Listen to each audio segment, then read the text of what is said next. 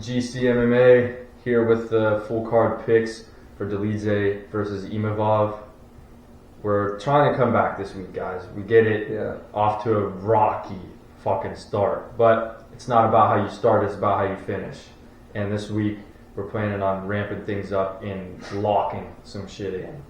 Yeah, there's plenty of cards left in the year. We can still end the year on a very good positive record. But let's get into this. First fight on the card, it's in the overweight division. We've got Thomas Peterson versus Jamal Pokes.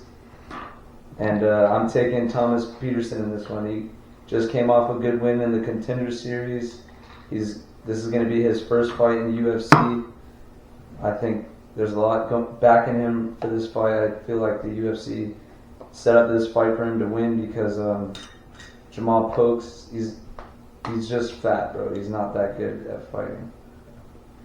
Jamal Pokes has went to decision twice so far in his UFC career. One of them was a win, one of them was a loss.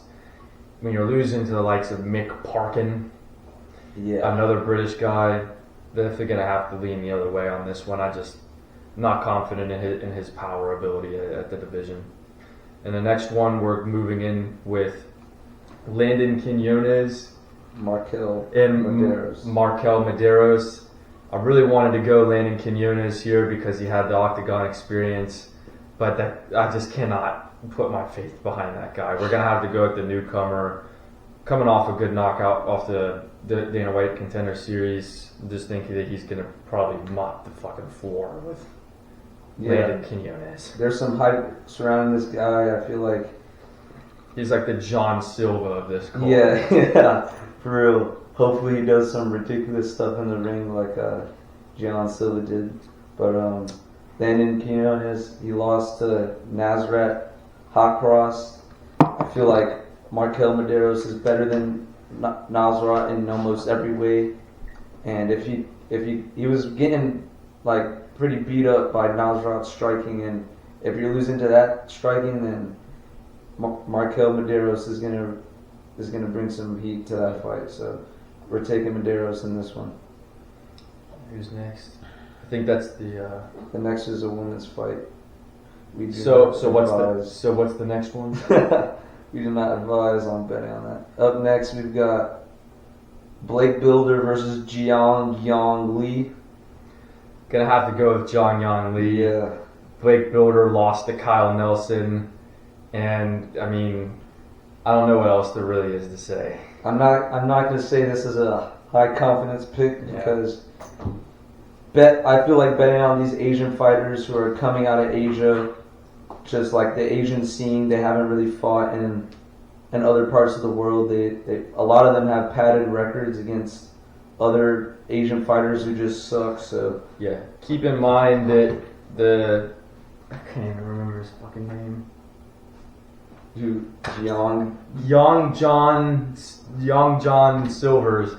No way, is coming off the road to the UFC where he just beat up on other Asian guys. Yeah. So this is not very high confidence, but I also could not see myself uttering the words "I've got Blake Builder." So especially if you lose to Kyle Nelson. Next up, we've got Themba Gorimbo versus Pete Rodriguez. Which direction are you going with this one? I'm going Themba Gorimbo. I feel like he's had the spotlight on him after The Rock bought him a house. I feel like if you're just gonna get in the spotlight, The Rock buys you a house and then you go out and start losing, like that's not a good look. He doesn't have to worry about his living situation anymore. He's got that settled. He can put his full focus on fighting, and he's not a bad fighter. Like he got submitted by AJ Fletcher. Dude, that's true. But I feel like he can definitely beat Pete Rodriguez. So I'm gonna have to spin this in another way. I learned a little lesson the last card about being in the spotlight from my friend Mike Mallet, and after seeing that, I can't just go off the spotlight taking you where you need to go. I would lean towards Themba Gorimbo, but I could also very well see Pete Rodriguez getting him out of there in the first round. So we'll say Themba Gorimbo, but if Pete Rodriguez wins this, just come back and know that I said something. All right. Okay. We're going to skip that next one if you guys are paying any attention to the card. Up next, we've got Gilbert Urbino versus Charles Radke. Chuck Buff.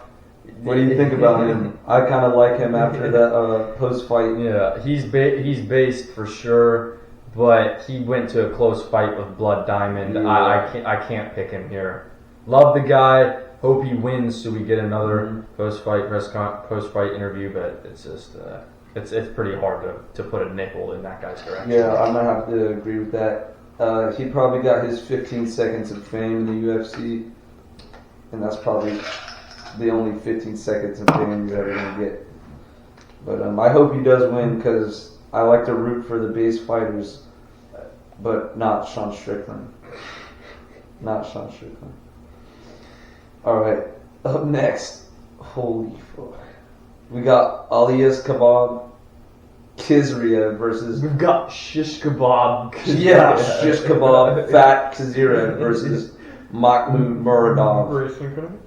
I'm definitely going against Muradov right here because, dude, number one, he got starched and submitted by Gerald Meerschaert, and two, he almost lost to Brian Barberena up a weight division. Great. Not welterweight. You should repeat this section, so you can cut out the part where I asked for the card. Just redo that section. All right. And I'll just look pretty. All right. Okay. Up next, Shish Kebab Fat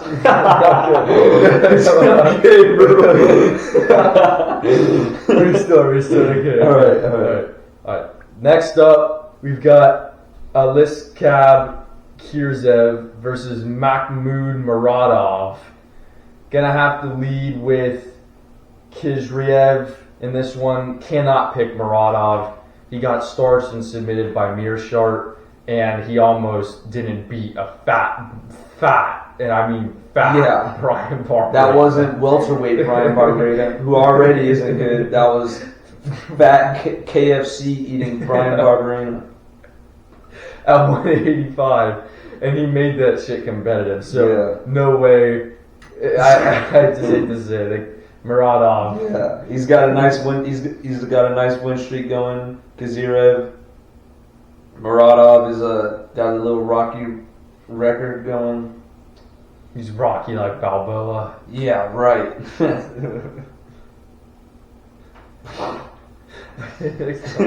All right, on to the next one. Heavy editing, bro. On to the next one. We got Randy Brown versus Muslim Salikov. I'm taking Randy Brown in this one. Muslim Salikov got rocked by Nicholas Dalby. His age is really showing now. and he got knocked out by the Leech. Yeah. I mean, Randy Brown is a little chinny. Li Jingliang. Yeah, Randy Brown's a little chinny, but I don't see Muslim Salikov presenting any danger to him. I feel like this should be a pretty easy fight for Randy Brown. So wait, what happened to that Maxum fight with Charles Johnson? Oh yeah.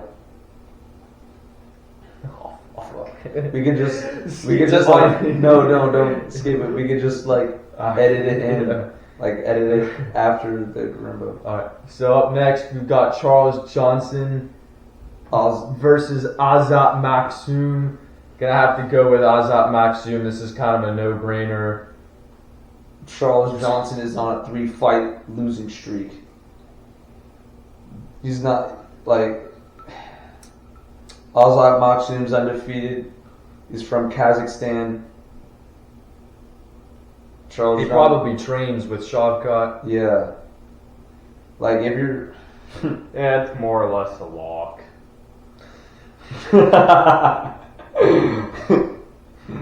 Yeah, if you're crazy enough to bet on Charles Johnson, I mean, go on. Kudos to you. Yeah. But you're getting great odds, my friend. It's hard to be confident in somebody who's on a 3-fight losing streak.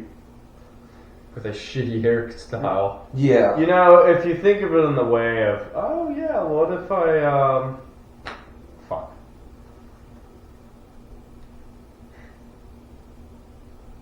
Bro, I just thought 3-fight losing streak. I just thought Yeah, what it- yeah, what if- what we can make. Yeah, if you think of it in the way of, oh yeah, what are the odds he goes 4 in a row? He loses 4 in a row. What are the odds of him losing 4 in a row? Pretty high, bro. Maybe he's due to finally win.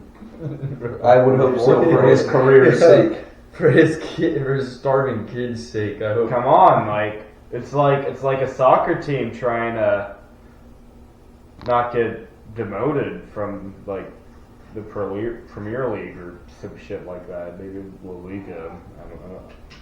Maybe the one. Moji. Maybe the one for Germany. Bundesliga. Bro, what the hell? Okay. On to the next fucking fight. Definitely on to the next fight. Drew Dober versus Renato Moicano. Money Moicano. We've got Drew Dober as the underdog lock of this week. We like Moicano, truthfully. We just wish he was coming back against another guy besides Drew Dober. Moicano does not have a single knockout finish in his career, and Drew Dober's been submitted once. Drew Dober's going to test that chin, and we know what happens when Drew Dober starts letting shit fly. Yeah, like Renato Moicano's coming off an injury. He hasn't been fighting for a while. Drew he's been staying active. He's been racking up wins. I really like Moicano. Bohop. Renato Bohop Moicano. I really like him, but I think Drew Dober's got this in the bag. I mean, but like, if you like Boycon, is it really a lock? We're not betting on him. We're betting on the guy that's fighting him. We like him as a person, Yeah, not so much as his ability to run it against a knockout artist. You can't bet with your heart. I mean, in that case, logically, it must be a lock. Alright, and on to the main event, Roman Dolidze and Nassourdine Imavov. Gonna have to go with Nassourdine Imavov. Really believed in Roman Dolidze until he lost to Marvin Vettori. Now he's getting in a 5-round fight with a guy with 5-round experience. I just think that Imavov has the movement. He took down Chris Curtis as well in the beginning of their fight, which it says more than you really want to admit, because who else takes down Chris Curtis? And I just think that Dolidze's gas tank's going to be tested. Like I said, he lost to Marvin Vettori, and I was pretty big on him. But when you really think about it, he knocked out Kyle Dawkins, Phil Hawes, and Jack Hermanson. Like, is that really saying That that is much? not that impressive. Like, sure, that's definitely good. Don't get us wrong, but who doesn't knock out Kyle Dawkins at this point? Yeah. I really think another thing. Like, I would say this is a medium confidence pick on Imavov from my perspective, because I feel like it's the same thing with the Asian fighters when you're betting on the French fighters. Like, a lot of times those French fighters just don't have the heart or the will in these fights, but I feel like Imavov is, like, he's a better fighter overall. He's more technical. Dolidze isn't that technical of a striker. He's got power, but like, he's always throwing those overhands. Like, he's easy to read. So I feel like Imavov will be able to use his footwork and his takedowns to level the fight and eventually gas out Dolidze in this one. So that brings us to our final segment, what everybody's been waiting for, and that's going to be our free parlay of the week.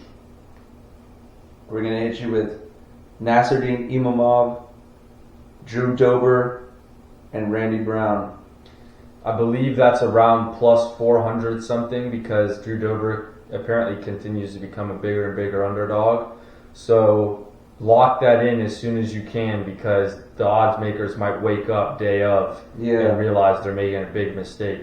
Cast that, boys. If this hits, it'll start to recoup some of what we've lost in the previous videos, and it'll get us what we need to start the win streak. Definitely. If there's any NFL fans out there and you've got balls, throw in the Chiefs. Throw in the Chiefs into the safety parlay, boys. Make it It's a rigged for four-leg. Taylor Swift. Make it a 4-leg. Make some extra money. That's it. But that's it. Comment. Hit the comments. Tell us if you disagree with our picks. If you have any other points of view that you want to add to our video, just let us know. Yeah, wish us luck on our next hot streak. Third time's a charm, boys. You know what they say. Yeah. It's a hot streak incoming. Good luck this weekend, boys. We'll see you later.